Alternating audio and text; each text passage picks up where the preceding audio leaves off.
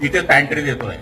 म्हणजे त्याच्यामध्ये काय होईल, गावातले जे बचत गट आहे किंवा परिसराचे जे बचत गट आहे त्यांना आपण एक आठवडा वाटून देऊ की 10 बचत गटांना हा आठवडा, त्याचे जे प्रोडक्ट आहे ते त्याच्यामध्ये विकले जातील, त्या महिलांना काहीतरी 2 पैसे मिळतील.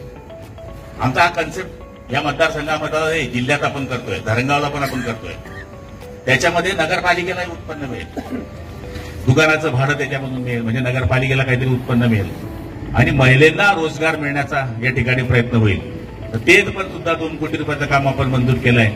ते पण लवकरात लवकर सुरू होणार आहे.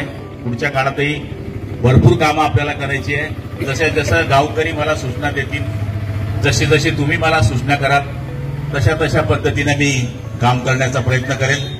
आपल्या आशीर्वादाने मी निवडून येणार नाही असं म्हणायचे, पण लाडक्या बहिणींनी चांगलाच कार्यक्रम केला आणि मला निवडूनच तर दिलंच, पण पुन्हा मंत्री होणार नाही.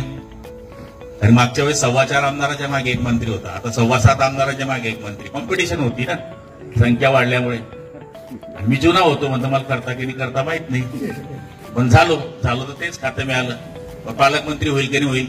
महाराष्ट्रात बऱ्याच ठिकाणी पालकमंत्र्यांमधून वाद झाले, आपसात आमची किरकोळ. पण जळगाव जिल्ह्यात वाद झाला नाही.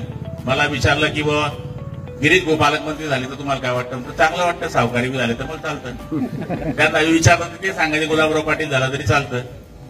माणसाने जर संयमाने सगळ्या लोकांना घेऊन चाललंय, वादविवाद कमी करण्याचा प्रयत्न केला तर त्याचं काय होतं, तर तुमच्या आशीर्वादाने एवढ्या मोठ्या जळगाव जिल्ह्याचा मी दुसऱ्या वेळेस पालकमंत्री होऊ शकलो.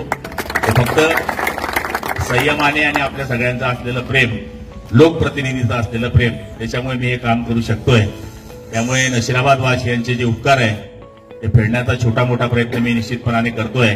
पुढच्या काळामध्येही करण्याचा या ठिकाणी प्रयत्न करेल अशी खात्री आपल्याला या ठिकाणी देतो आणि माझे लांबलेले 2 शब्द संपवतो. जय हिंद, जय महाराष्ट्र. नवीन घडामोडी पाहण्यासाठी आजच आम्ही मुंबईकर 24 तासला लाईक करा, सबस्क्राईब करा आणि अपडेट रहा.